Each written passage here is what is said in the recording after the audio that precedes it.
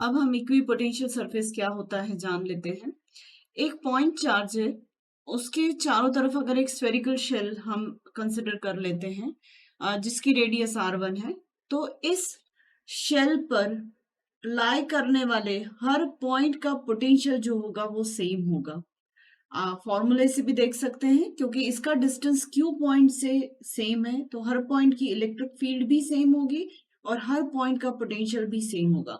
मतलब इनफाइनाइट से इस point per unit positive charge लाने में जो एनर्जी खर्च करनी पड़ेगी, या इस वाले इनफाइनाइट से इस point per unit positive charge को लाने में जो एनर्जी खर्च करनी पड़ेगी वो इक्वल होगी।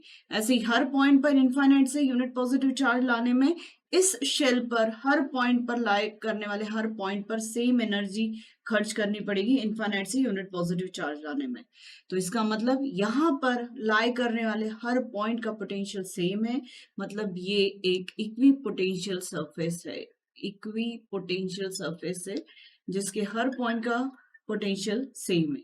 सिमिलरली अगर मैं एक स्फेरिकल शेल कंसिडर करूं R2 रेडियस की, तो इस पर लाई करने वाले भी हर पॉइंट का पोटेंशियल कैसा होगा, सेम होगा। तो ये कॉन्सेप्ट है इक्विपोटेंशियल सरफेस का। और इक्विपोटेंशियल सरफेस पर एक पॉइंट से दूसरे पॉइंट पर अगर जाते हैं या यूनिट पॉजिटिव चार्ज को ले जाते हैं, तो जो पोटेंशियल डिफरेंस जो मिलेगा वो जीरो मिलेगा। मतलब यहां से यहां जाने पर जो एनर्जी खर्च करनी पड़ेगी वो जीरो होगी। मतलब इक्विपोटेंशियल सरफेस के लिए E.dl जो होता है वो जीरो होता है। इक्विपोटेंशियल सरफेस के लिए E.dl जीरो होता है। इससे पहले मैंने आपको एनर्जी जब पढ़ाई थी तब उसके साथ कॉन्सेप्ट बताया था कंजर्वेटिव फील्ड का।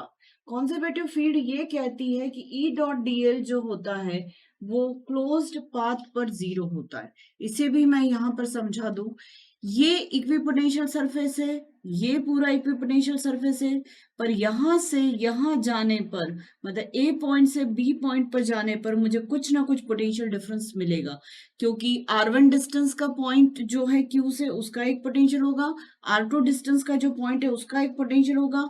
तो इस फर्स्ट इक्विपोटेंशियल सरफेस का कुछ पोटेंशियल है, सेकेंड सरफेस इक्विपोटेंशियल सरफेस है उसका कुछ पोटेंशियल है, तो नेचुरली ए टू बी जाने पर मुझे कुछ ना कुछ पोटेंशियल डिफरेंस मिलेगा। पर वापस जब मैं बी टू ए आऊंगी तो मुझे फिर सेम ड्रॉप ऑफ वोल्टेज मिलेगा। तो साइक्लिक मैनर में अगर मैं देखती हूँ तो यहाँ पे एनर्जी जितनी ए टू बी जाने में सिस्टम ने खर्च की, उतनी बी टू ए आने में वापस सिस्टम रीगेन कर लेगा। तो दो इक्विपोटेंशियल सरफेसेस के बीच में आपको कंजर्वेटिव फील्ड मिलती है। मतलब इस चार्ज के चारों तरफ कंजर्वेटिव फील्ड है और इस चार्ज के चारों तरफ इनफाइनाइट इक्विपोटेंशियल सरफेसेस है। एक इक्विपोटेंशियल सरफेस अगर मैं 0.1 mm पे देखूं तो दूसरी मुझे 0.2 mm पर भी मिल सकती है। इनफाइनाइट मुझे इक्विपोटेंशियल सरफेसेस मिल सकती है। तो इक्विपोटेंशियल सरफेस के लिए लाइन इंटीग्रेशन E.dl हमेशा जीरो रहता है।